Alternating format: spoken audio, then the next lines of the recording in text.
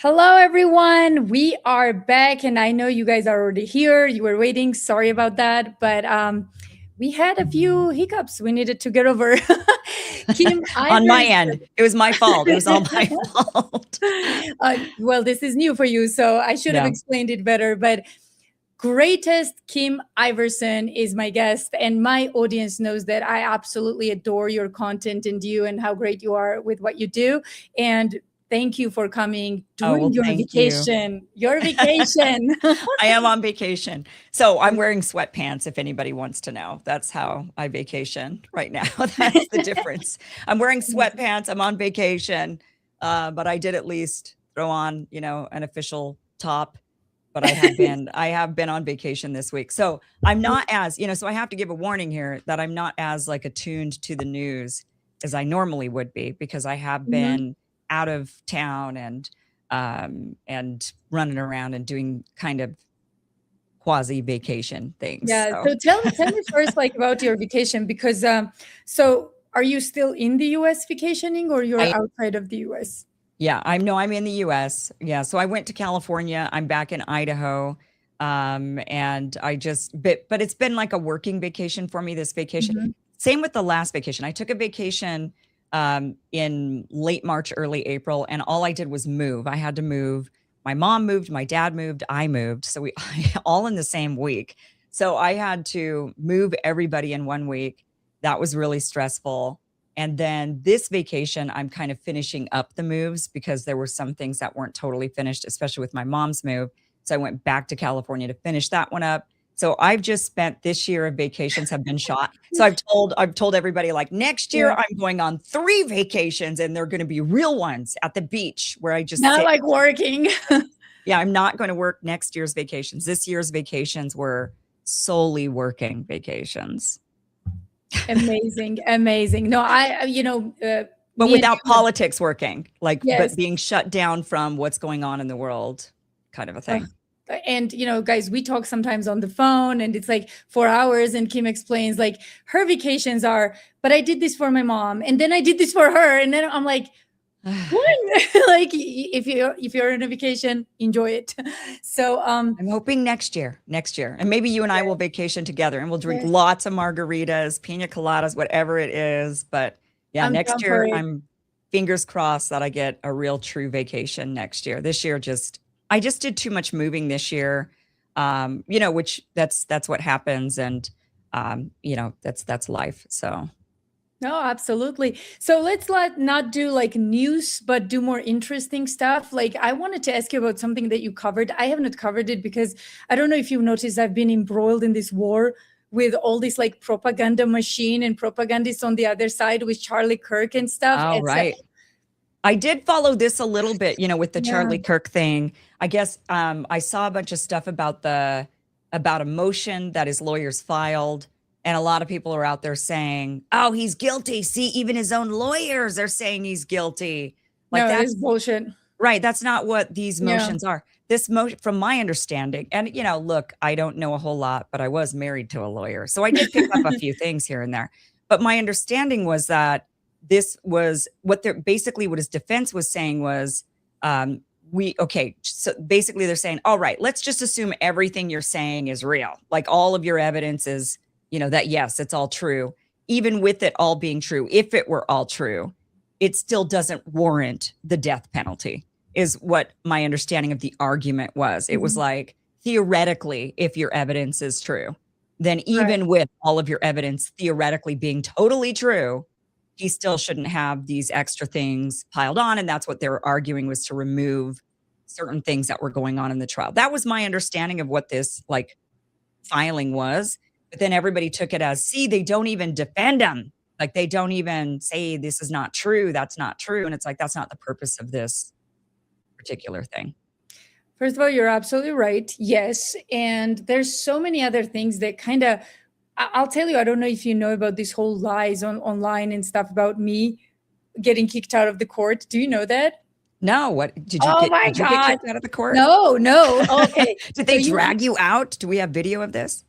I wish, I wish. What a news it would have been. But no, they just made it up. So here's what happened. And before I get to it, Scotty, boy, I see you. So Scott is one of our loyal viewers, and he's hitting on you right now. So Oh, you're I'm just senior. now, again, I don't ever use this platform because this is Elizabeth's show, everybody. Elizabeth Lane. Those of you watching on my channel, this is Elizabeth Lane and her show.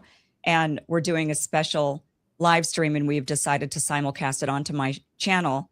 But I don't ever use this platform. So I'm just now seeing these comments. And actually, I think I can pull them up in front of me so Yeah, that I'm so not looking I over on the usually side. don't pull off the comments. Like, we'll get to the super chats later. But Scott wants to know if you're single. That's one. Oh. And yeah. So what are you gonna say, Kim? You just give it to my audience, please. Well, I did say my ex-husband, didn't I? I was married. Did I not say I was married to a Yes. lawyer, which means was past tense. So I am single. There you go, Scott. She's Yeah, single. I am single. So all of you guys, all of my guys, Kim, if you want sweet short news on daily basis, Kim is who you follow. Like Oh, Kim, thank yeah, you. absolutely. So go. I do mostly like deep dive, hour lives, that kind of stuff. But Kim gives you sweet short, right on news. So you should definitely follow her. So now that you said you're single, I'll tell you my court story in a second. But it's so you're still in the US, as I I understand. am in the US right now. Yeah. I do live part-time in Europe, in Italy. So I am leaving Saturday. I know it's funny because it's like, why didn't I leave last Saturday and do a week in Italy for Right, vacation? Right. People think that, but I also live there. So it's not a vacation either. It's like, right. I have to actually work and live life and clean house and, Do you feel do Italian laundry. yet? Do you feel Italian yet, or it's like takes a moment? Like No, I feel what are totally Italian. I feel like, really? yeah, Ooh, I swear to you, I think in my last life, my last 10 lives, I must have been Italian. I think this time around, I was like, I'll try something new, send me to America. And make me Vietnamese, like try something totally different. And no, I feel totally and completely Italian. Very strangely. I don't even know why. It happened in 2018. My dad's an artist. He's a really great oil painter, and he does sketches and stuff. And he'd always wanted to go to Italy. And so I said, let's pack our bags and let's just go for 3 months. And it wasn't anywhere I really wanted to go. It was just a place that I just thought, well, he wants to go and he's an artist, so we'll go. But of course, it was on my list of places I'd love to go to Italy, but it wasn't like a top 5 place. I had other places I was more like, oh, I really want to go there. And but you know what? We stepped foot off the plane. We were in Italy for like, I don't know, 3 hours. And within those 3 hours, something was just like, I am meant to be here. I'm an Italian. This is home. It really felt like home. I've only had that experience one other time in my life. And it was actually when I got into broadcasting. wow. Was I was in college, my senior year of college, and I went to the student union building. I was looking for an activity to do. I've broken up with a boyfriend, and I was like, well, now I've got a lot of time. So now I want to go join a club. And I went into the student union building. I was like, what club should I join? And I was a music major, music performance. And she was like, well, you're a music performance, you like music. Why don't you go into college radio? Like, did you ever think of that? And I was like, no, actually, I had never thought of that. And Yeah. the moment she said it, I was like, huh. And then she's like, well, the meeting's tomorrow to start, to be part of the college radio station. Wow. So I went, and the moment I walked into the room, I knew my future was broadcasting. I knew it right then and there. And that was, I don't know, lots of years ago, 25 years ago or something stupid. You have so many cool stories too. So people who do not know, you worked for The Hill, right? That's how people got to know you. I mean, you worked Yeah. for many other things before, but Right. Hill. And how did you end up leaving Hill? Tell them, because it was so interesting, guys. So The Hill, you probably guys know that it's like a news platform. So Kim was a contributor reporter there. And then what happened during COVID, Kim? Yeah, well, I joined The Hill. They brought me on during COVID. I broadcast from LA where I was living, and piped in to Washington, D.C. I had to be up at 3:15 every morning to do that show. So it was brutal. But basically what ended up happening was they were interviewing Anthony Fauci. I was their, it's really safe to say at that point, I was their top performing anchor on the show. pulling in the numbers. And I was the one that was combating the COVID narrative. And my co-hosts, which were a rotating cast of co-hosts, continued to tell me how wrong I was and all this. But in the end, they all kind of conceded, at this point, they kind of had to concede that I was actually not the one who was wrong. But when they brought on Anthony Fauci, they actually, in my face was, and I say that I was their top performing anchor because I was, but also not only that, yeah, by a long shot, but not only that, but they had my face front and center as the main anchor for all of the marketing, everything. So I was absolutely their main anchor. And yet when they scheduled Anthony Fauci, they told me I was going to have to sit that one out, that I was not going to be interviewing Anthony Fauci. And it happened because of you in the first place in so many ways. Like, you were covering this story. Someone said Kim Iverson was the best part of The Hill and the breaking point. So I agree, guys. She was. And yeah, so ultimately they just kept saying, well, you're not going to be part of it. And I said, if you don't let me in on this interview, I can no longer be here on this show. And I said, please, guys, don't do that to me. Don't put us all in this position where I have to walk away. And I said, they're like, well, why would you have to quit? And I said, because I told my audience that I would join a mainstream, that the only reason I'm here on a mainstream media, outlet is because as long as I'm not censored and as long as I don't have to lie to my audience is how long I'll be here. But the minute you guys censor me from interviewing Anthony Fauci, what am I going to say? I can't lie to my audience. So I'd have to come back the next day and be like, well, they asked me to sit it out. So I sat out, but still here I am, like a loser, still showing up the next day with no self-respect.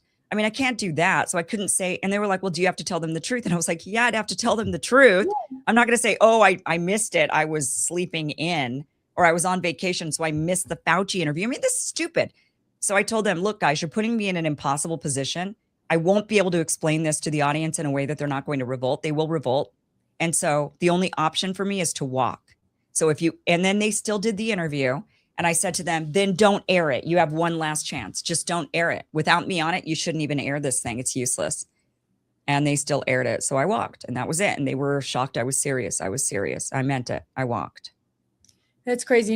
They are so spoiled. They think that everyone's going to be their slave. They can't lose their jobs, right? Well, Guess what? There are people who are not afraid to lose their jobs. They have they have talent. They are, confident.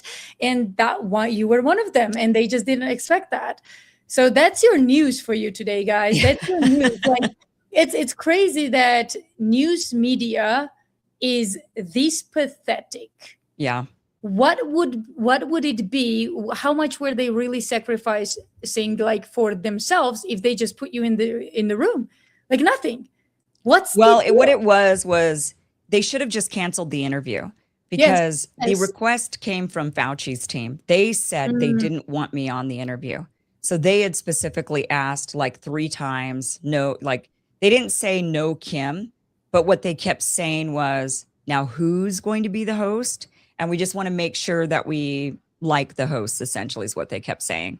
And the Hill knew what they were, they picked up what they were putting down. And so they basically said, no, Kim. And then they said that Fauci team checked with them 3 times, now exactly who's going to be hosting. And then I just said, all right, I get it. The Fauci team didn't want me interviewing him. Then you guys shouldn't have done the interview. And it would have been better for the Hill if we would have just gone on air the next day and said the Fauci team, we would have had an interview with Anthony Fauci, but he was too afraid to face Kim. And if they just would have said that episode actually would have gotten them more views. They would have gained more respect. They would have had more credibility, but they lost it all on that Fauci interview. It was really stupid. Totally. Some super chats I'm going to get to. Renee, my girl, you're welcome to stay with me if you come to Arizona, Elizabeth. Oh, thank you so much. I will definitely hit you up. I will stay in a hotel, but we should meet. So Renee's one of the best people out there, Kim. Hopefully you'll get to know her later, but she's great. She's great. Josh, how come you're showing up as a new member? You were just on a member's live yesterday. I don't know what's going on there, but welcome. So, yeah, guys, so we'll get to the super chats at the end. So if you have any questions, or if you have questions either with Kim or about this story, just send the super chats. I'll get to it later. So one thing I want to talk about is this whole like secret society thing that happened. So I don't know, where did you find this story? I know that Yale had Skull and Bones. We all know the Skull and Bones, Right. but I've investigated Skull and Bones for the longest time, Kim, and they stopped graduating people like after Keegan. Do you know who Keegan is? The Victoria Nuland's husband. Oh, okay.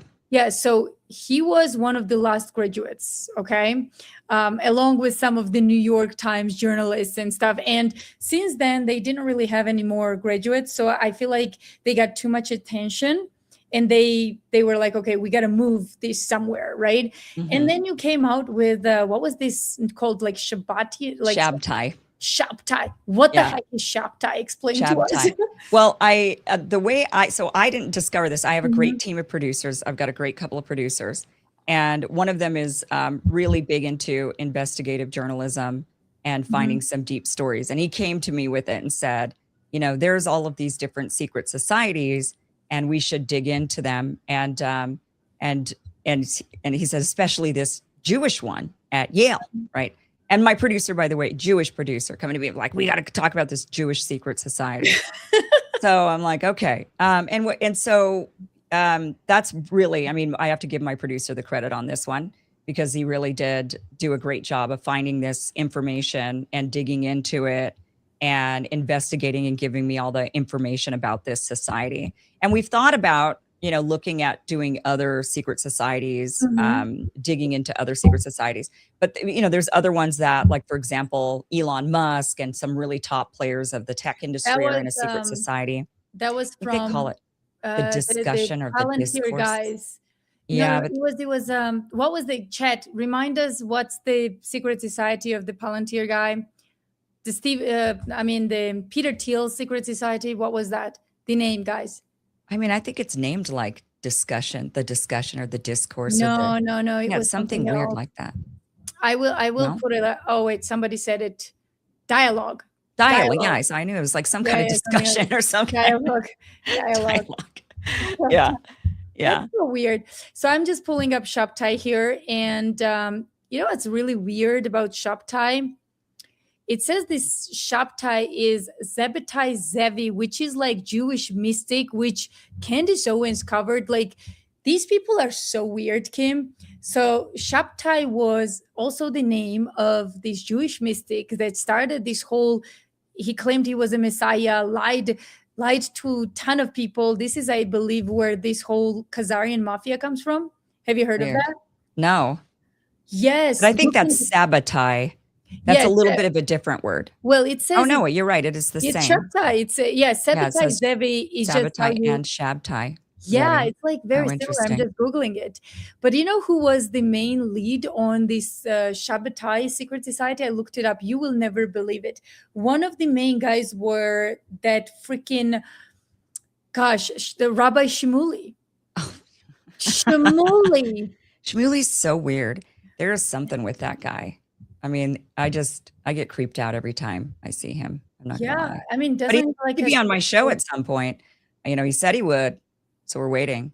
Oh, wow. Yeah. I will definitely watch that episode, because I mean, you gotta go. I mean, I don't doubt you will hard on him, because he's like this weird dude that offends everyone, like plays the victim, runs away, like everyone's a, anti-Semite and all that shit. Like, they call you up anti-Semite. I've heard that before on X. Why? Do you have any ideas?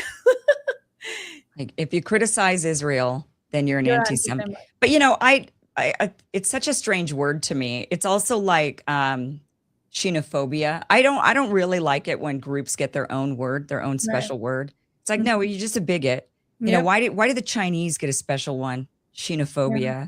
Like, I'm Vietnamese. Where's mine? Right. Right. We don't have that. It's called bigotry or racism for anybody and everybody else. But yeah, it's whatever. I mean, I think it's fine if you're going to criticize. I think it's totally fair and legitimate to criticize and not like Judaism. I think it's totally fair. If you don't like Judaism, if you think it's a weird religion, if you want to criticize it all day, every day, why can't you? We can criticize, for example, Islam. We criticize, born again Christians, or we criticize Jehovah's Witnesses, Mormons, Scientologists. We criticize a lot of different people. Why can't we? So, when I ask what exactly is an anti-Semite, what does that mean exactly? It means you don't like Jews. So what? I mean, even if you didn't, you don't like Mormons, you don't like Jehovah's Witnesses, you don't like Scientologists. Like, why can't you? I guess I just don't really understand, like, yeah, why can't you just criticize others? Yeah, and then it has to be like, well, you can't criticize Jehovah's Witnesses, but no one ever says that. It's only about Judaism. It's only about that. Yeah, one group, you're not allowed to not like their religion or not allowed to like them, but plenty of people will not like and criticize every other religion on earth, and it's never labeled as anti anything.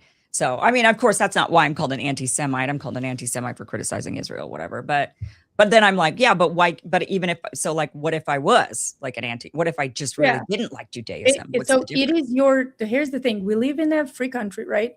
It is your right to like or dislike something. So if you want to be an anti-Semite, you should be able to be an anti-Semite. You're not, obviously. Right. Yeah. So what's fun is that they call you anti-Semite. They call me a Russian agent, which is, they can't say I'm an anti-Semite because I worked for a Jewish family. So they were like, that won't pass. They don't care. They call my producers anti-Semites and they're Jewish. What? They don't care. These people are mental. I swear these people are mental. So anyway, well, since we're on Israel, real quick, let's wrap up this topic. So many people think that Israel controls our foreign and domestic policy, given what they do and how they are ingrained in our society and now in our army and intelligence very soon. It's not far off. So what is your whole take on that? Yeah, they obviously control our foreign policy completely and thoroughly. I mean, that's why we're in this war with Iran. That's why we're constantly talking about Abraham Accords. That's why we're doing absolutely everything in order to build the state of Israel. They've obviously infiltrated.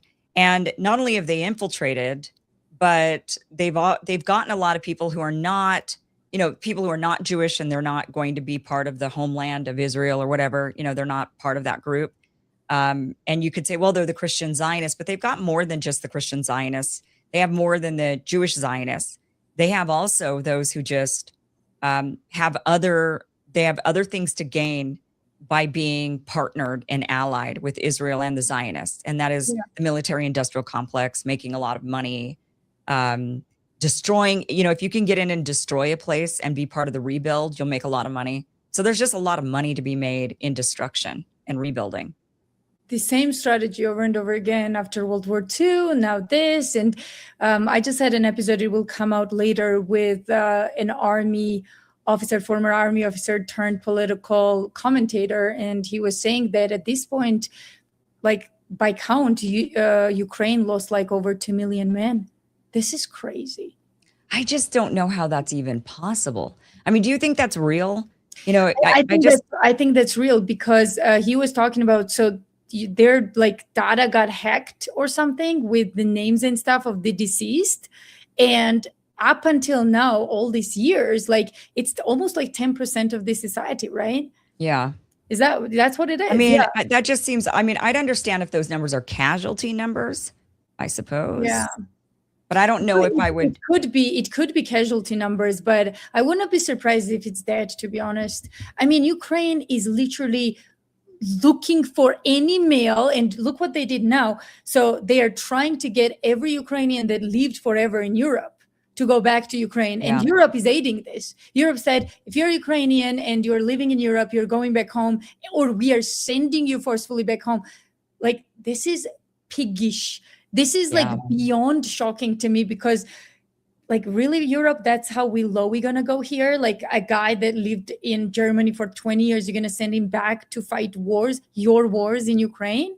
Yeah. That's real, Kim. They just said it. Like, Europe will aid with transferring Ukrainians that are in Europe back to Ukraine. This is how big of a shortage of men they have. They are constructing women right now. So I mean, the Germans are to blame. It's always the Germans. The Germans want another war with Russia. They're just itching for a third war with Russia. They didn't learn the lesson the first 2 times. And it's the Germans that are controlling all of this. They're really the ones who control the EU. They're really the ones who control everything. And the rest of Europe knows it. I mean, they know. I mean, I think the French are kind of, I would push back a little bit. I think it's England who controls EU, but Germany is just an execution party there. They are the loudest, but it's always MI6. Because remember, Ukraine was always a British project. Until today, they are the British project. It's just when it gets to EU, Germany is the loudest in that. Like, I think that's what's happening, to be honest. Like, because Germany doesn't have, by itself, it doesn't really have a power to really decide much. But if you go back and, behind the curtains, it's always British. It's always British that well, the Germans do put a lot of money into all the other European countries. And so they do feel pretty beholden to Germany, that Germany basically props up their economies. And so they feel like they have to do whatever Germany wants. I just think Germany really wants war with Russia again. And it's like, really, they're like, this time we'll win. This time, this one for sure. And they're throwing all these other bodies at it. And it's really a shame. I mean, for Ukrainians that are trying to escape that, their only option is, I guess, to move to India. Yes, which is crazy. I feel very sad for them, but the truth is, I think we're going to see NATO versus Russia. Unfortunately, that's where we are right now. Seems like that's where we're headed, or at least Europe versus Russia, which then makes me question my choices of being there part of the time. I think Italy will be one of those where it's, how they were on the Nazi side. They will be like, we are not getting involved depending. in this. Yes, they'll be like, who's winning? Who's winning? They will kind of be more, hands off, I think. So you're fine. I think so too. Yeah. I think the southern countries, I think Italy, Greece, and Spain will say, we're sitting this one out. Oh, yeah. We don't want to be involved. Greece will have a revolution. Where they are right now, like, they will not be part of this. First of all, they cannot sustain it. Have you seen their economy? They will have a revolution if EU drags them in this war. That's guaranteed. So that's not happening. Same for Italy. I just don't think... I mean, even now, like, Italy cut off its borders with Spain. Yeah. I think that there's now I think they're all kind of rethinking the entire EU thing. Stupidity. I think they're just kind of realizing, maybe this isn't the best idea to be grouped together as one, and then being dragged into wars and being dragged into immigration and dragged into a variety of different things. Like, I don't know how they're going to course correct that, but it seems like they're kind of slowly. They're, not even that slowly, I think, like with the UK Brexiting, and now other countries kind of seeming wishy-washy, especially with the immigration issue, which I don't know why they haven't all turned on Israel. I'm like, you guys realize Israel's like your main culprit. There's 1 million Syrians in Germany because Israel decided to destabilize Syria alongside the United States. So you guys realize your problem is Israel. Couldn't agree more. Yes, but they don't, because all of these little puppets, like from Macron to, little Hitler in Germany, all of them are picked by the deep state. So Israel is the deep state. Israel is the biggest globalist. I mean, pay attention, right? Like, Israel is not on the other side of globalism. Israel is globalist. These are the same globalist forces that established Israel a long time ago through England. It's the same exact people. So, of course, they are not going to turn on Israel because it's their daddy. It's their daddy. That's what's going on here. Yeah. Real quick super chats. Violet, Silver Star, thank you. Thank you, girl. Renee, my favorite, for Bake here, showing up. Much love. That's for Kim.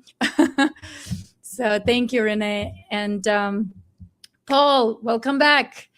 Paul and we were all last night on a member sport live. So the second smartest and most beautiful woman in the real news today. Love you both. Thank you so much. The two smartest. Thank you so much. Thank you. Yeah, Kim is seriously my favorite, guys. She is so good with news and reporting and all that, and her reports always like flow. This way I like her show because thank you. How many times you listen to somebody and you just can't stick through it, it's just so boring, and with you it's like goes like this. Yeah. Hopefully, I mean, that's the goal. Yes. I try to listen to myself every so often. It's always painful. But I do try to listen to myself every so often so I can correct myself and be like, oh, do this better. Yeah. I can't listen to myself. It's too painful. Yeah, it's always. We call it air checking. It's something I learned early on in broadcasting. We had to painfully sit through air checks. We had to do them weekly. with our boss, and our boss would sit there and like listen to our radio breaks and sit there and kind of look at us and say, my very first air check, my boss, Jim, he listens and he's kind of doing this. He's like listening to me for my like 2-minute break, and he's listening and listening.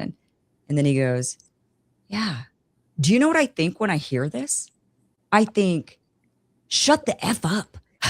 No, oh my goodness. Did he really tell you that? Oh, Yeah, shit. well, he said the word really, but we're on YouTube, so I didn't want to say it and be banned. But yeah, he said that, and that was my very first air check. And I was like, wow, okay.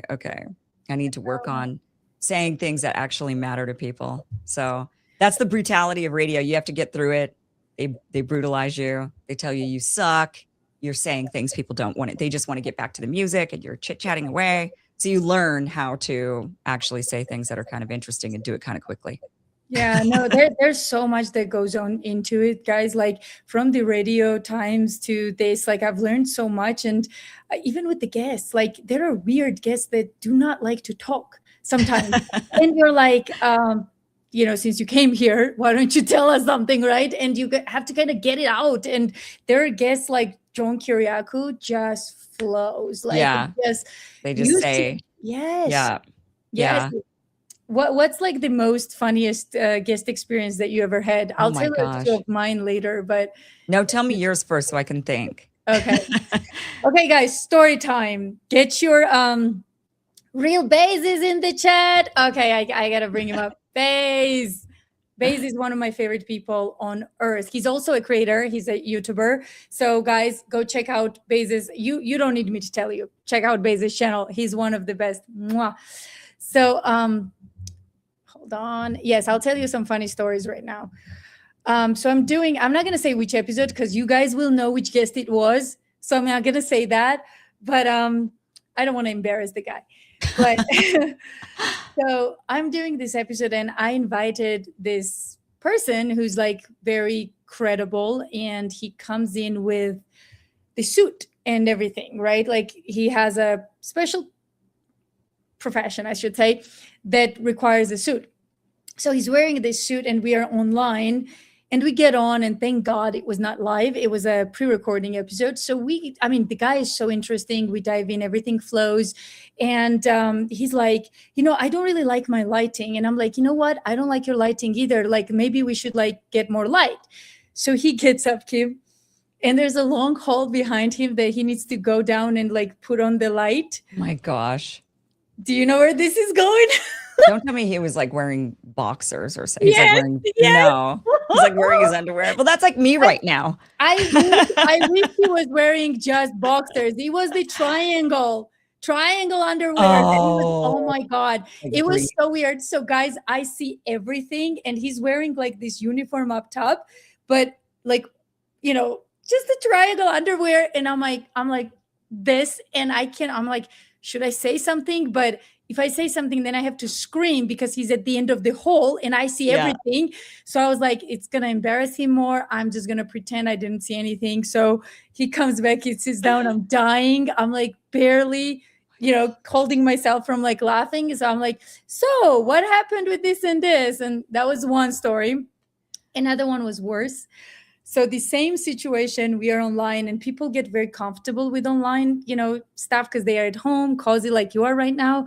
Right. So, but this guy's now very computer savvy, and we have a very important story and he needs to pull it up.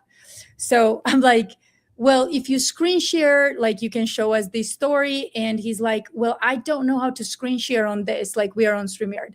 So I'm like, that's okay. I'll teach you how to screen share. So I'm like, trying to get this guy to screen share stuff, and he does entire monitor, right? Not just the page. Oh yeah. Oh no. Yes. You have no idea where this is going. So I'm sitting there, and my producer is like next to me because this time I was in the studio trying to get this. Right. So the guy goes screen shares entire thing for us, and it's like porn. And it's not just normal porn. So his wife and kids are behind in the picture, and he's watching gay porn. And that was it, Kim. That's where I just couldn't hold it.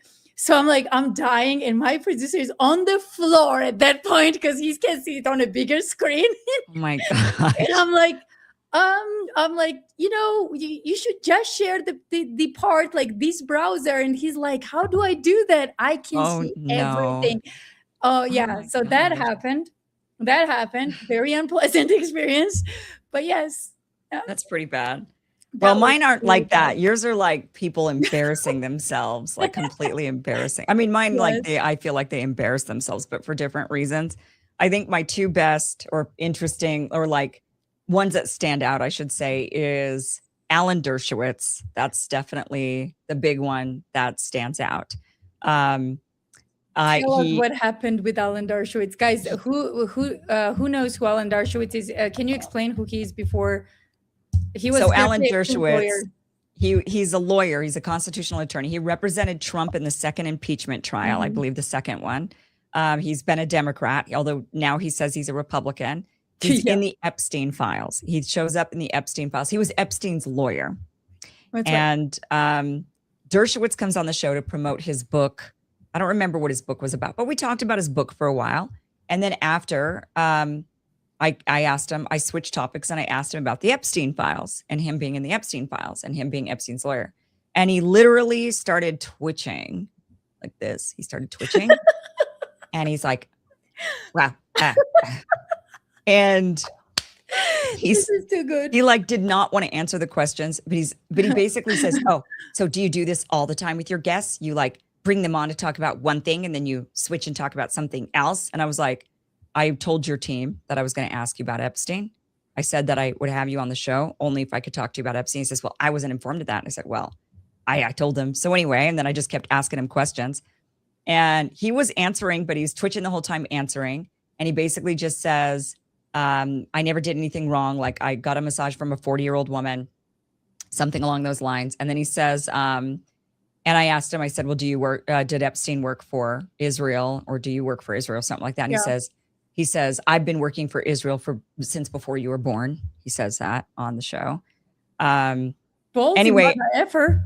yeah, at the end, he's like, I hope you're getting everything you want out of me. And I was like, oh, I am. And then, he's like, well, I'm never coming back. And I was like, okay. So he just basically said, I'm never coming back onto your show. And he's twitching the whole time. And no one cared.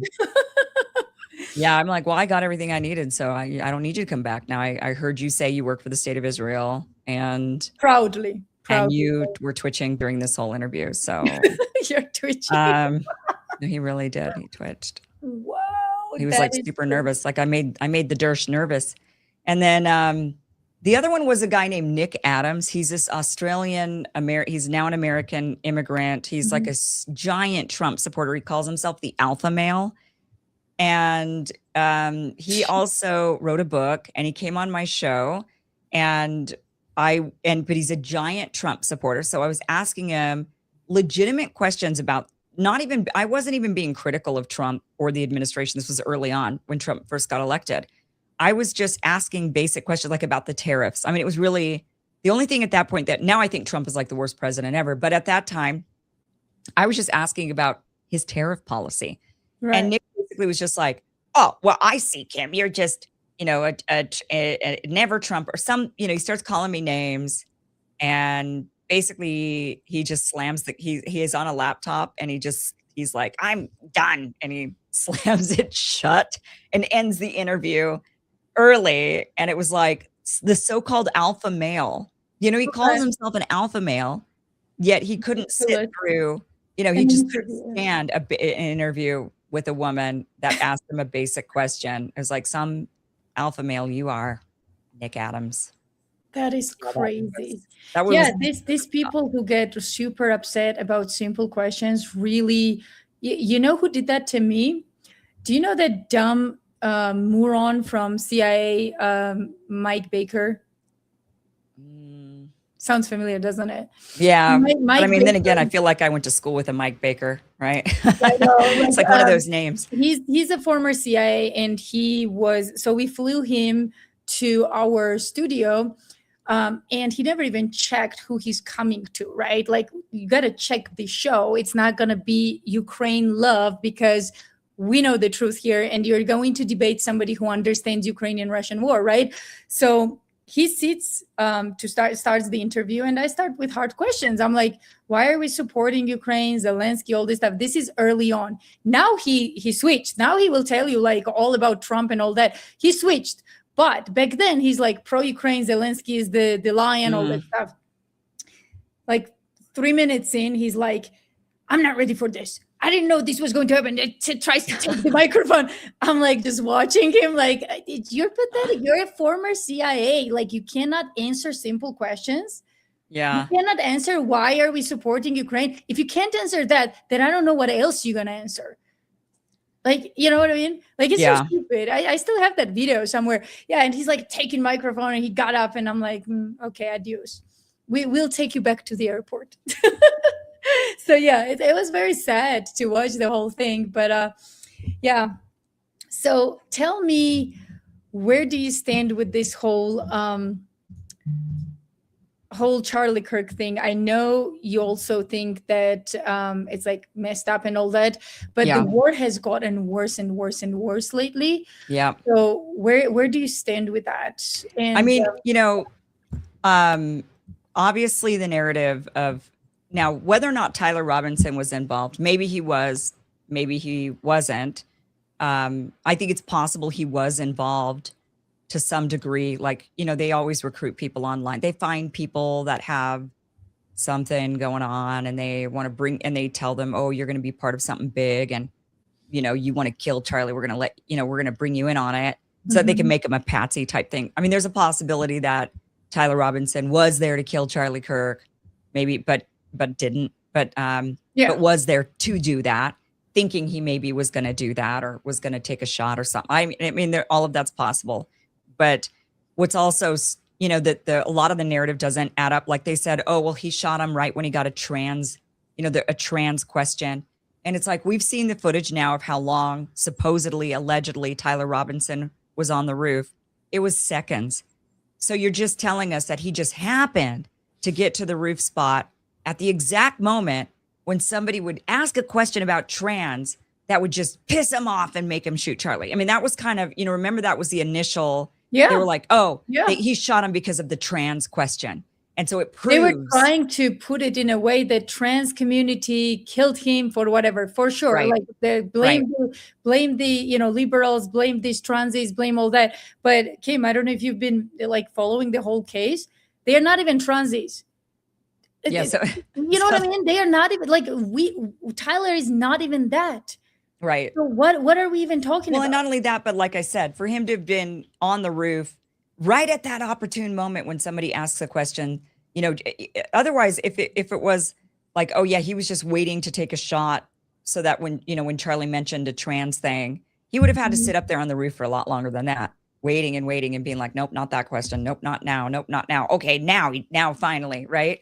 But for it to happen within like 45 seconds is insane. So that's not adding up. There's just a lot of stuff that doesn't add up. But what does add up is what we know is that Charlie Kirk was the biggest advocate against the Iran war, and that he had Trump's personal number. Trump loved him. He loved Trump. And he always was calling Trump and saying, absolutely no war with Iran. And young people do not want war with Iran. And we know that. And we know that the Israelis had been planning this war for quite some time. They started arming the Kurds a year ago or a year and a half ago, hoping to have them invade. They were, so we know that now. We know that we know that this wasn't just like a one-off thing. Randomly, Israel decides to go to war with Iran. They'd been planning it. And so with that being said, they needed to get rid of every obstacle that would make it to where Trump would not go along. And Charlie Kirk, removing him from the equation, made it a lot easier to manipulate Trump, because now he's just been really easy to manipulate. 100%. This whole time. That's what I've been saying the longest time. I think Charlie was number one victim of Iran war, and he was more important than Tucker and Candace because of the relationship with Trump, and they wanted to isolate Trump completely. Did Trump betray his own base? Of course, but was he like playing all along? I don't believe that for a second. I think they completely isolated MAGA members and MAGA changed into Zionism all of a sudden. But they did it very meticulously and very, cunningly. So now, like, Lara Loomer is number one go-to, or whoever. I don't even believe that. I think Trump is like smarter than that. But yes, I agree with you. I wouldn't be surprised if they're poisoning Trump too. Yeah. I wouldn't be surprised if they're poisoning him to, he's sometimes walking funny. I agree. Like, you're the first one to say that. So, like, he's either getting really old really fast or something up with the guy. But yeah, please continue. Yeah, I mean, you could poison somebody into Alzheimer's. I mean, you could poison somebody into not being cognitively fully there, or being cognitively more manipulatable, right? Right. And so I think there's a possibility, and there's rumors that Trump's like pooping his pants. Like, have you heard those rumors? Yeah, there's rumors. There's all these rumors that he has been like stinking it up randomly, like just letting it go, like having accidents. And the fact that he's walking funny, all of those things lead me. And so people are saying, oh, it looks like he has dementia or something like that. But I don't think, I think that I think, there's a possibility that they're drugging him. I mean, I could see it. Yeah. You want to manipulate somebody to do exactly what you want them to do. I mean, that's what and you've got all these people that are around him. Totally. I mean, he changed as a person for sure. Look at the guy. It's a different guy from where he was running before Butler and now. It's like completely different individual. Either he just let it go and he's like, you know what, this is not worth it. I'm not going to die on this hill. I'm going to make a lot of money. My family's going to make money and we are out, or something like that. But you're right. It's very strange. So now let's move to real quick. I'll get to your super chats, guys. I see all of them. I see Kim's as well, mine, all of it. So mine, but I don't know what I'm doing. Oh, I got you. Don't worry. I got you.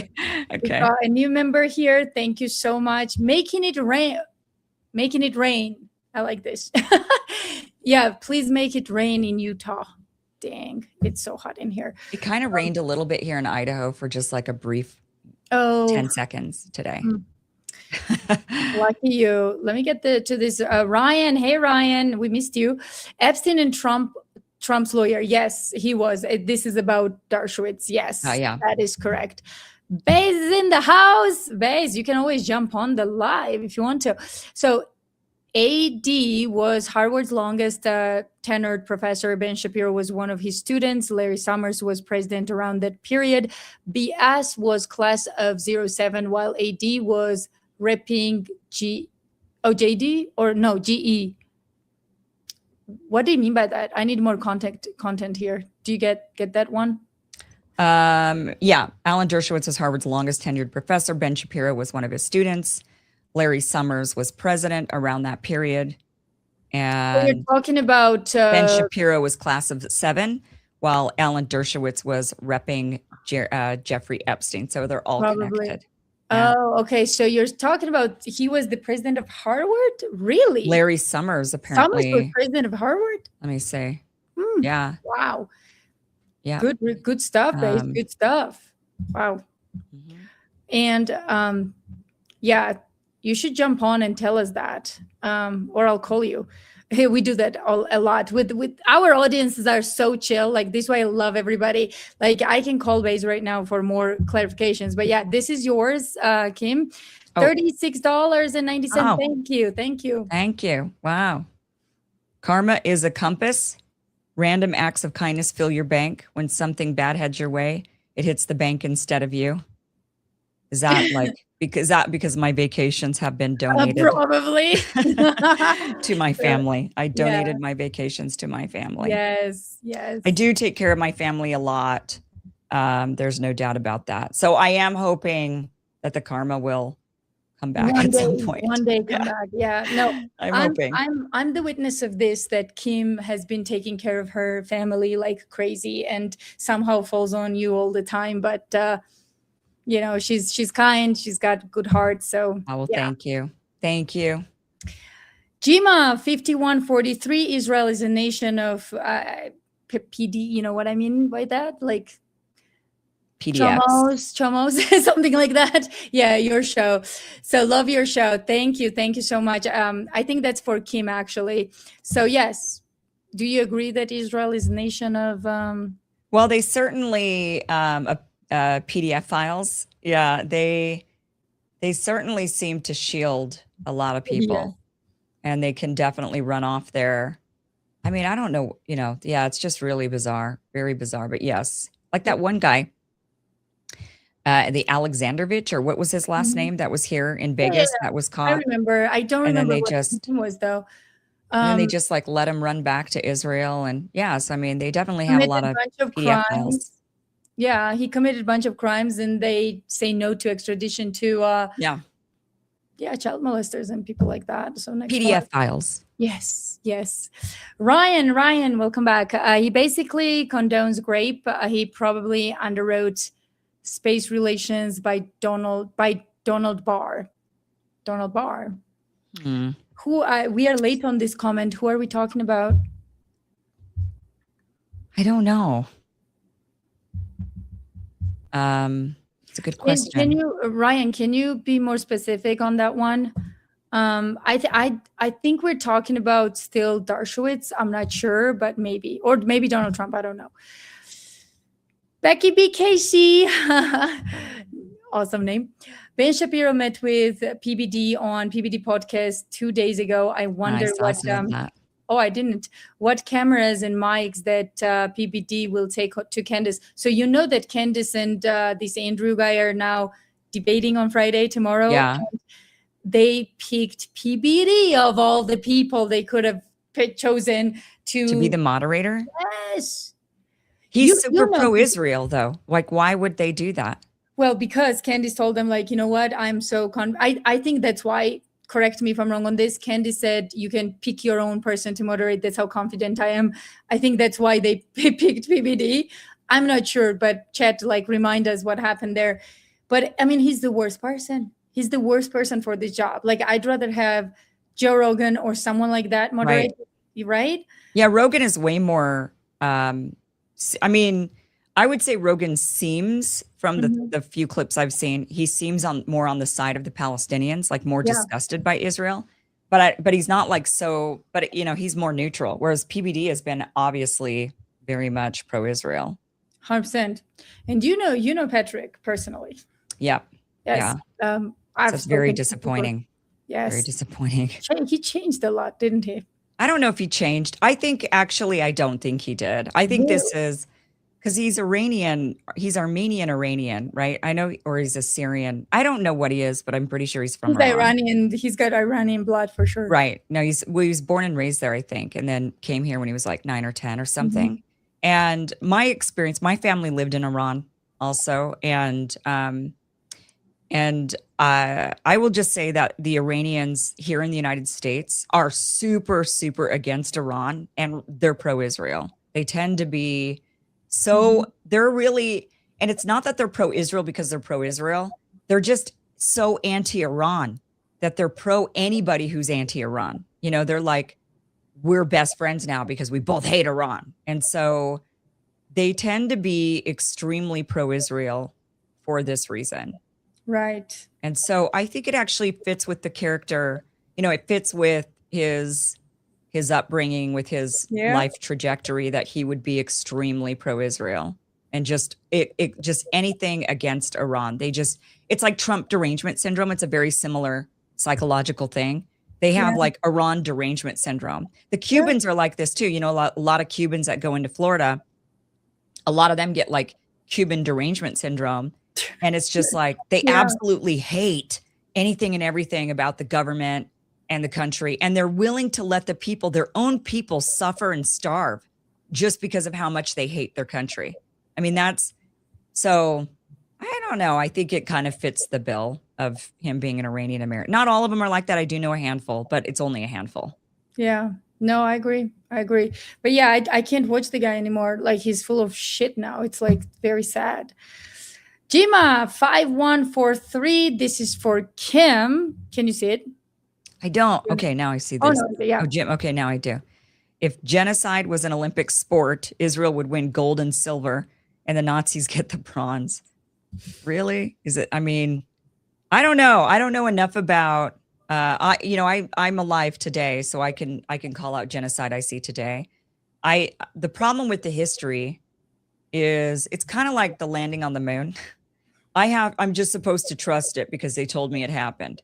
Right. So, but I never trust anything just because they told me it happened. So, Good for you. I'm fairly neutral actually when it comes to like World War II and the events of World War II. I just don't know. I wasn't there living it. I'm supposed to trust what they tell me. I don't necessarily say it's wrong what they tell me, but I don't also necessarily trust what they tell me, like the landing on the moon. I'm like, yeah, I don't know if that happened, guys. I mean, I wasn't there, but it seems unlikely, so I have to, my options are trust you or not, or be skeptical of you. And I'm always skeptical. So I am skeptical of the narratives, of course, of all narratives, but that doesn't mean they're not true. It just means I'm skeptical of them. I question them. That's it. But I know the genocide that's happened today. So that's what I do know, not the one of the past. I don't know about the past ones. Exactly. No, I agree with you. And we see it during our times, and people who still deny that, I'm like, how could you? Like, what? You're the problem, like people who deny this. Bobby, one of my favorites. I can't believe that Nate did not remember you the other day, Bobby. We have to discipline him on that. Bobby, thank you so much. Miss you, Nate and Bays, the other night. I love your views, ladies. Want you to destroy Wilson after Candace. Yes, I mean, Kim, you should have him on your show. Put that internet mutt to sleep. Who are we talking about? So that's Andrew Wilson, the guy who was debating the Candace. Yeah. Okay, I mean, right. You obviously do not know much about Andrew Wilson and how pathetic he is. You should learn it just for fun. He's so pathetic. Have you seen that? I like sleeping at night, though. I don't want to have to fill my brain with so much junk of people that I'm going to be so mad about. I know, it's so bad. But you should at least see that video. Can someone send in the chat that video when he cannot open the jar? Like, it's so funny. Like, he's making fun of so he only debates like this OnlyFans girls, and he thinks he's a great debater. He's so stupid. So, but then he he tried to shame this girl that, if without a man you can't open a jar or something like that, and he cannot open the same jar. I mean, how stupid does it get? And he's on air doing it, struggling. It's just crazy. Yeah, so hold on. A lot of people are in the chat mad at me for saying I didn't think that. I'm skeptical of the moon landing. Here's one person says, the problem with people who think we never went to the moon, they also think the earth is flat. I don't know if the earth is flat or round. I have reason to believe it's round. I have a lot of reason to believe it's round, but I've never been out into space to see it for myself. So yeah, that's why I'm skeptical of anything I can't verify. I don't believe in moon landing either. Like, I honestly don't. I think he was. Well, these people are saying, some of the comments are saying, like, if we never landed on the moon, then the Soviet Union would have found out and made it public. Yeah, Soviet Union didn't find out a lot of things in time. Trust me, including their own freaking, But they probably did make it public, and they probably did say you guys didn't go to the moon, but nobody listened. And not only that, but what kind of news? Especially, we were getting filtered news here in the United States. We weren't getting that news. They weren't going to say, "Oh, the Soviet Union's denying they're landing on the moon."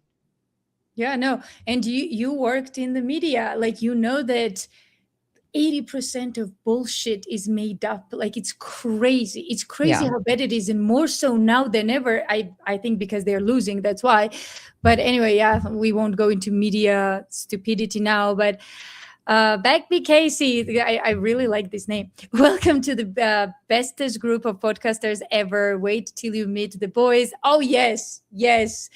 First of all, thank you for saying that. So Kim is kind of new, but you know what? Now she's part of us. Okay. So we have this wolf pack. Have I joined a secret society? Hold on. No, you didn't know. You joined the entire community right now. Is it called Discourse? We never picked a name. We never picked a name, guys. Now you gotta make up a name for it. So we are like a wolf pack, Kim. It's a bunch of boys that I told you about today. They had a live, and we are not even a group, but it just, we have this camaraderie and, relationship where it's like, when are you going live? We are supporting each other. And as you can see, we have the awesomest community. And Becky Casey here is one of them. So thank you. Let me read this whole thing. Ben's security on phone to oh, hold on. I think you meant Ben's security was on the phone to Charlie. Oh, yeah. Charlie says he died and now he saw the PBD. What the fuck? Yes.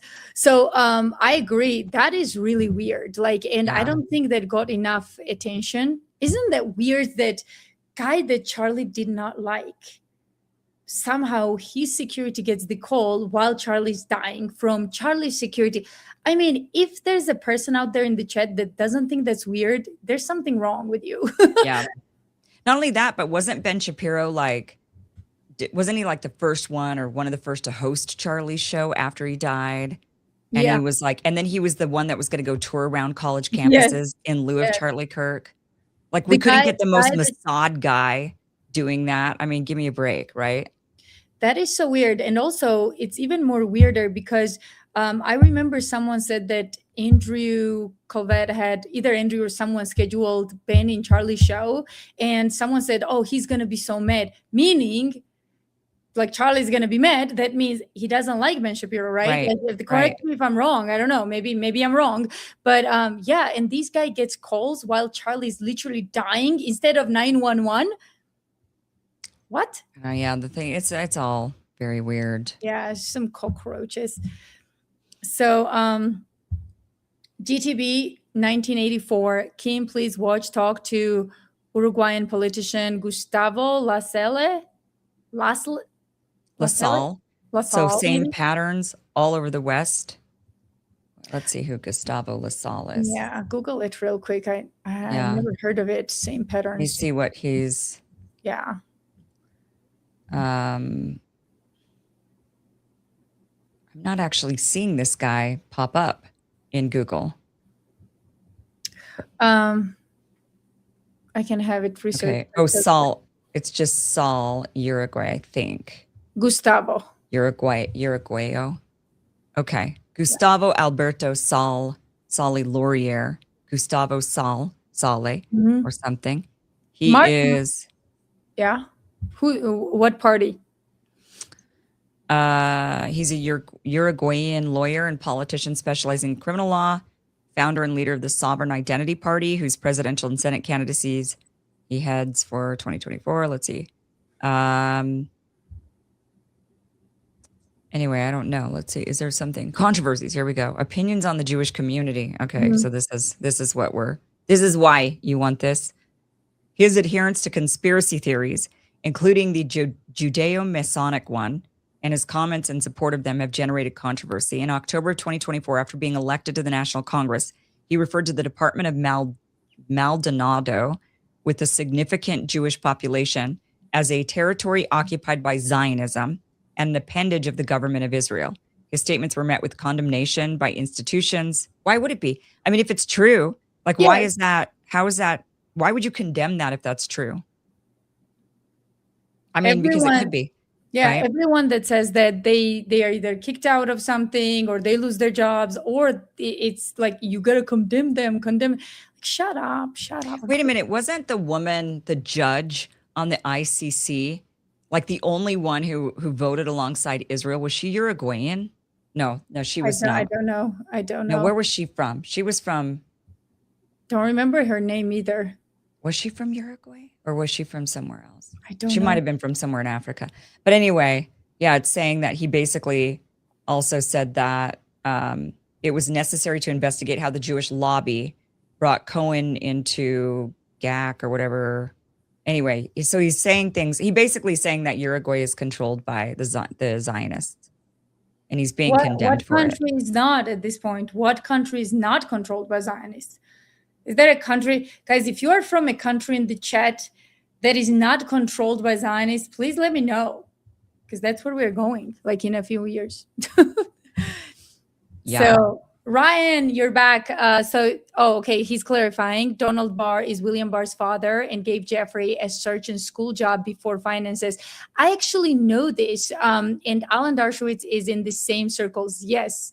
So Dershowitz was Jeffrey Epstein's lawyer. And I mean, guy is proud, being Israeli and first, than freaking, American. So.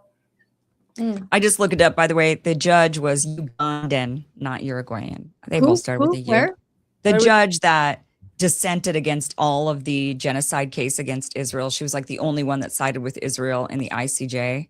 And she was from Uganda, not Uruguay. Oh, Uganda. Okay, close. Well, not territorially, but close in the name. Yes. Yeah. Okay. My brain was going in the right direction. Okay. Ryan, thank you for clarifying. And William Barr was Trump's AG, La Cosa Nostra. Yeah. So, yeah, you're right. And these people, man, this like whole Barr, like the William Barr and Jeffrey Epstein, and another one was this guy. What's his name? The one that got killed by Mossad. The big one, the Gillian's father. What's his name? Maxwell. Oh, Robert Maxwell. Yeah, like all of these people are. I was like, a lot of people have been killed by Mossad. I know. Get in the list. Yeah. Okay, Bobby, does Kim know Valhalla? I just VFT. Yeah, Valhalla VFT. So Valhalla is one of the guys who I send you about the live tonight.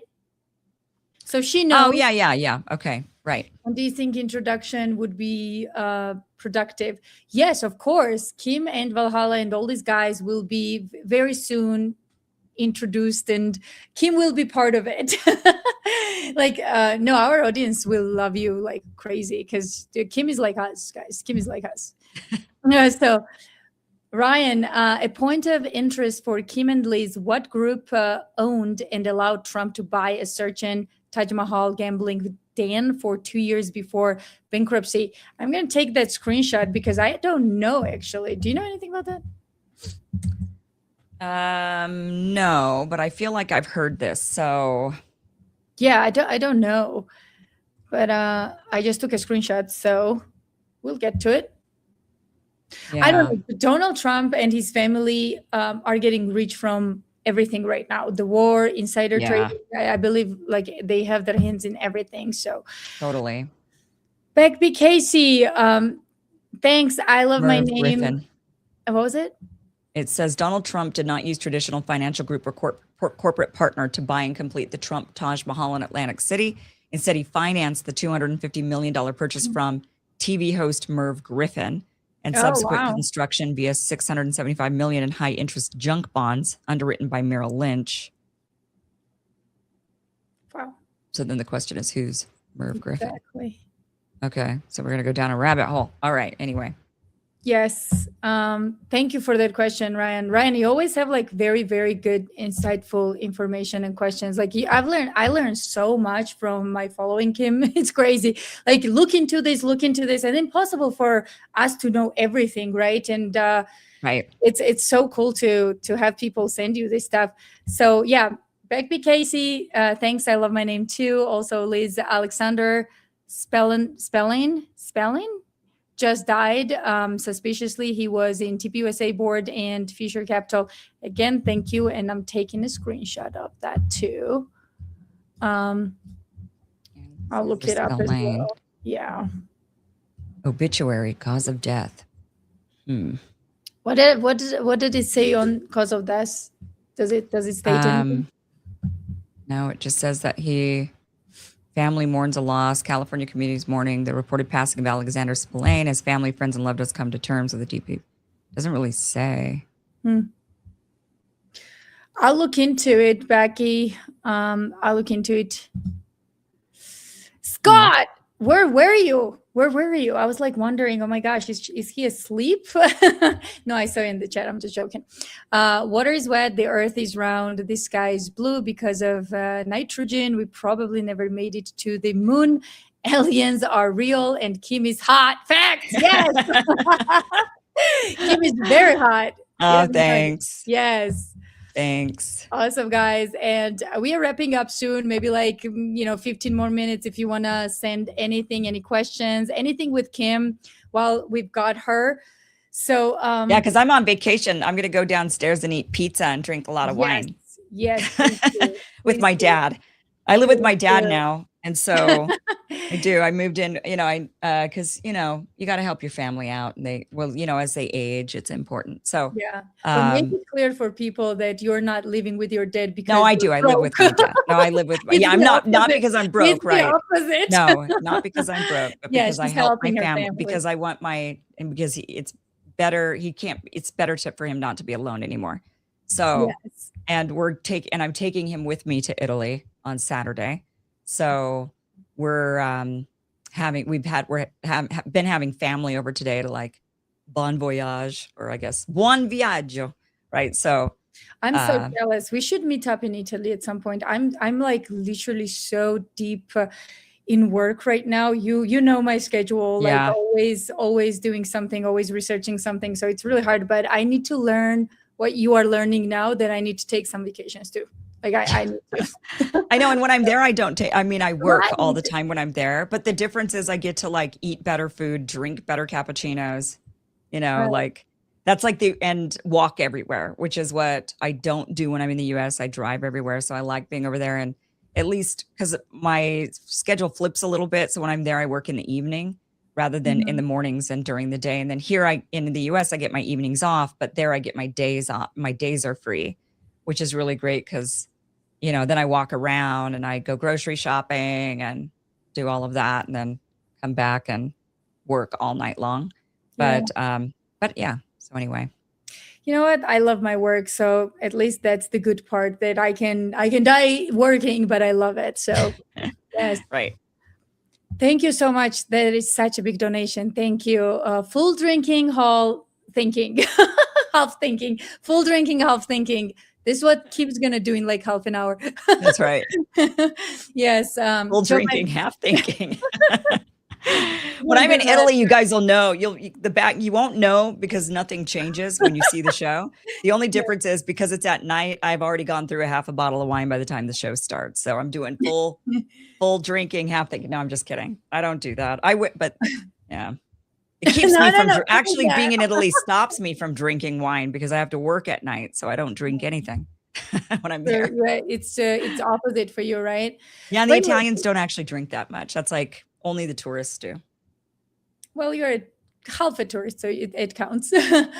But yeah, full drinking, half thinking. Thank you again. And it says, 2 of my favorite creators tonight, then Candice and Andrew tomorrow. Oh yeah, that's gonna be a battle. Like we gotta all watch that, guys. Maybe I'll do live watching it or something.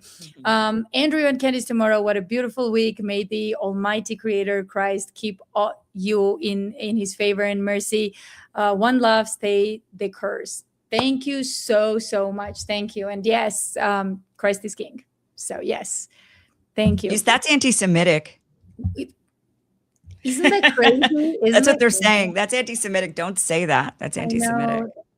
I don't know why that's anti-Semitic. How is that anti-Semitic if they keep telling us Jesus is a Jew? Yeah. So then how is it anti-Semitic to say, well, then, and he's king? Yeah. Like then a Jew is king, right? Like logically. Yeah, but for them, they don't like Christ, right? This is the craziest part. So not only they betrayed him, the Zionists, I'm not talking about all Jews, okay? So they betrayed him because Jews betrayed Christ, right? Am I wrong about something? So and then for us, he's God, he's Messiah, he's all of that. Right. And for them, he's not. So it's like they get so mad when we say that, and I don't know why. Yeah, it makes me want to say that more. So I will say that more. Yes, Christ is king. No, I mean, I think it's fair to say that Christ is bad for all Jews. I mean, Jews do not like Jesus. That's the whole point of the religion. It's a rejection of Jesus and continued Judaism without Jesus as the Christ. Yeah. That's the whole point of that. That's the difference, because Christianity is actually, a breakaway from Judaism. And the only difference is that the Christians believed, at first, now there's a lot of differences, but at first, the only difference was that one group of Jews believed that Jesus was the Christ and that Judaism was fulfilled. And the other group of Jews said, no, we don't believe that. And Judaism's still not fulfilled. And so that, I mean, so if you're Jewish today, this is not like an offensive thing to say. You believe as your religion that Jesus is bad, that Jesus was a heretic, that you don't like Jesus. I mean, that's like absolute. That's part of the religion. Absolutely. No, totally. This is yours too. I kind of read a few of yours, but this is yours too. From Canada, because it says Canadian dollar. Hey, Canada. I hope I'm right. It says Canadian dollars, right? Yeah. I think so. So am I supposed to read it? Yes, I don't know what I'm doing here. Yeah, I don't know what I'm doing. I'm like a newbie. You're good. You're good. Can you see it on the screen? Yeah, Fatou Bensouda from Gambia is another ICC judge who was threatened by Israel in the years even before October 7th. P.S. Great show, ladies. Thank you. Yeah. I didn't know that either. See how much information you get from people. This one is yours too. No QAnon. Okay, Noetic Samurai. Yes. Noetic Samurai says QAnon and flat earth are psyops to discredit. If you think Gov is pedo, you get labeled QAnon. You question moon landing, you get labeled flat earther. Yeah, I don't know if the earth is flat. I don't think it is. It's not flat. I mean, that's one I don't think. Yeah. I'm like, I don't know, because I always say I don't know unless I know. Exactly. So I don't know, but I have strong reason to believe that it's not flat. Yeah.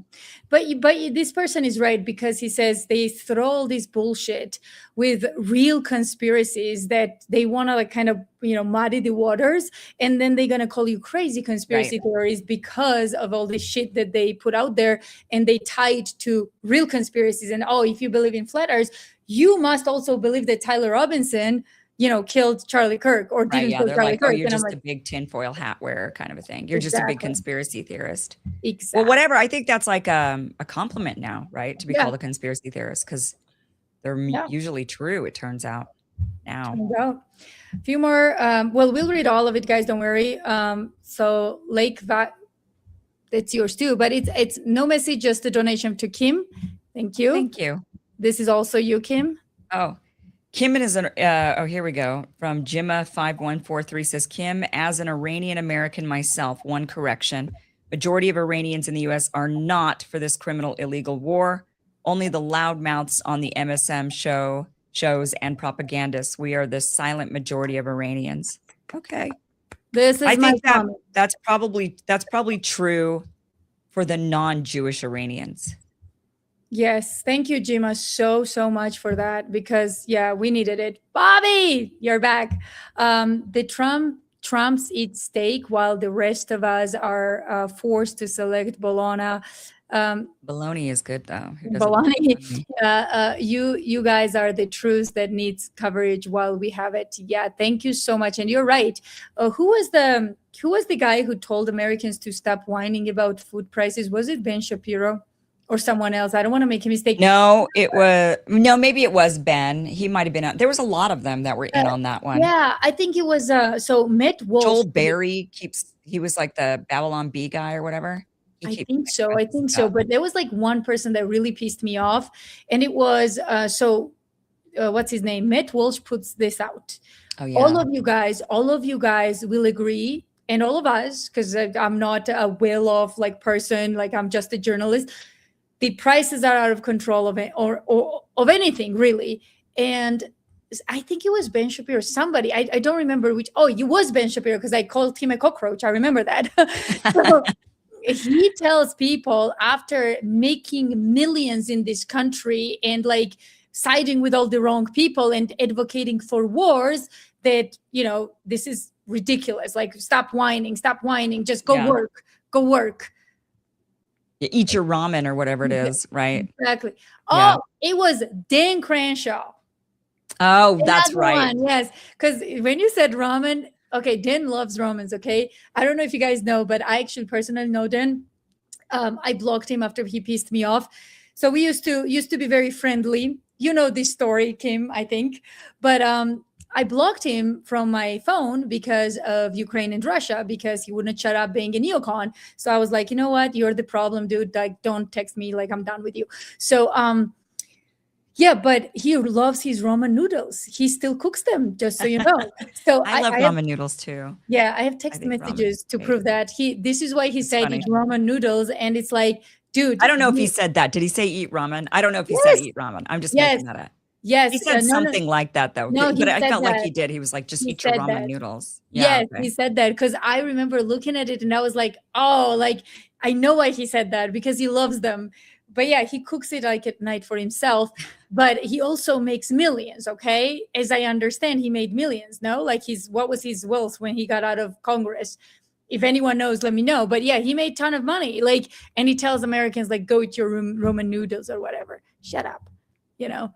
There was somebody that made a funny comment to him, and they said something like, "Unlike you, inflation is real and it has two eyes." Oh, that would hurt. That would hurt. That would hurt. Paul became a member. Thank you. Welcome. Welcome.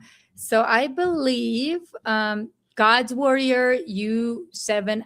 Thank you. That's such a big donation. Thank you so much.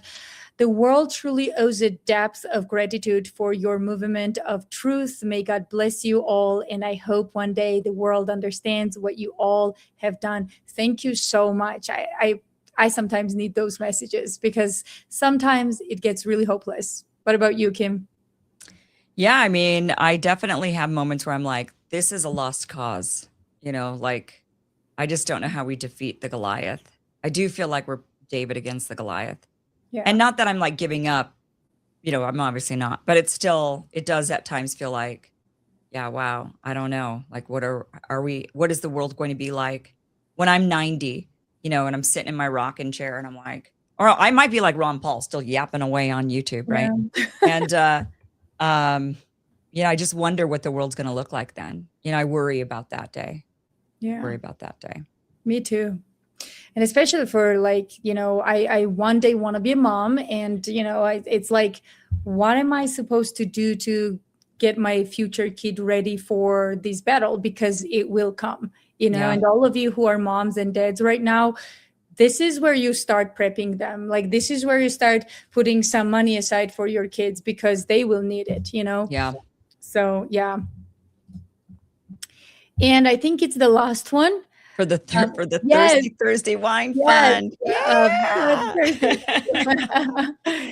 So yeah, Kim's doing that for sure. I don't drink, Uh. guys, but I only maybe once in like blue moon have mojito, but that's it. Oh. Rest of the alcohol, just like I can't. Anything that affects my mind, I feel so weirded out about it. So I can't. I think that was the last one. So Kim, before you go, tell my audience, like if you want to leave them with anything and where to find you, but like obviously they can just go on the merch channel and subscribe, and then I'll let you know, guys, what's happening with us. So yeah, Kim, go on. Yeah, well, basically you could find me at KimIversonShow.com. That'll take you to the channel. I do a show Monday through Friday, live, 2 p.m. Pacific, 5 p.m. Eastern is when the show goes live. I've been on vacation this week, so there have been no live shows. On tomorrow morning, I'm doing Neil Oliver's show based out of London. So I'm up early doing that. So I can't drink too much wine tonight, unfortunately. I only party a little bit. Can't really take a full vacation. But yeah, that's where you can find me. So next week I'll be back and in work mode again. Awesome. Heavy Duty is in the house. So Heavy Duty Dan is one of my new favorites. So guys, first of all, go check his channel out. Some of you I already know, our like following group that follows all of us. You guys already know him. So me and Dan will be live on Sunday discussing what happens with Candace and Andrew, and we will kill it. So he's a new friend. Thank you so much, Dan. Thank you. And Kim, you'll get to know all of these people. Don't worry. Because I'm now part of the secret society. Not we yet. Still have to name, but we're not going to tell anybody the name because it's a secret society. Yes, we'll figure it out. We'll leave it to Kim to figure out the name for the secret society. We have one more chat from Bobby. I cannot leave Bobby out, okay? We have to read it. Allison, it takes to beat Goliath. Allison? Who's Allison? Allison, it takes to beat Goliath is a rock. Well, we got to find out who Allison is because we need her. I think he meant all that it takes. No? All that it takes, or maybe, well, she's Kim if you're referring to... I'm not sure. Bobby's new for you, right? Like he's I could be Allison right now if that's what you want. I'm on vacation. It's fine. I could be Allison. I'm sure Scotty got some ideas, like what he wants. So he thinks you're hot. Oh, So thank you. okay, guys, Kim is very tired, so I'm gonna. Oh, one more. Sorry, I Is just it have on to my order. face? I'm looking. She's No, like, no, no, no, no, no. that's me older than you by like 15 years. That's not tired. Well, guess what? You look like 22-year-old, so Oh. there's no discussion here. You're beautiful. That's you, Kim. That's for you. Oh, here we go. See the flat earth thing. You guys think I'm a flat earther? No, I haven't read the comment yet. Hold on. Gravity disproves flat earth because gravity pulls toward the center of mass, which is why planets are round. It goes against basic physics. Well, yeah, I think, and also we look out in the sky and we see other round objects, right? So like, why wouldn't our object be round? Right, exactly. So Process of deduction. yeah, that was it. And thank you guys one more time. So tomorrow, well, actually on Sunday, tune in with Dan. And tomorrow there's a new episode that's dropping. So if you guys are just now tuning in and you don't know what we do, so I do deep dives. I do also lives like this, but deep dives on things like Diana, Princess Diana, how she was killed or died. I guess you got to watch the episode. I won't ruin it for you. And things like Lost Tsar, like different conspiracies that came to be true, MK Ultra, and all of that. Charlie Kirk deep dives, all of it. So if you want to watch like full investigations, go to my channel, Elizabeth Lane TV. But Kim has her live every single day except for Saturday. No Saturday and I do take weekends off. Like, I try to work just You're like a still a normal human, 9 to right? 5. Yeah. So yeah, but short and sweet and like 30 minutes news. That's where you go with Kim if you want to update yourself on what's going on. So thank you guys. That was it for tonight. I love you all, and I'll see you very, very soon. Tune in on Sunday. Heavy Duty is going to be here, and we will be covering Candice and Andrew, and we will be destroying entire Andrew saga. Thank you. Bye-bye.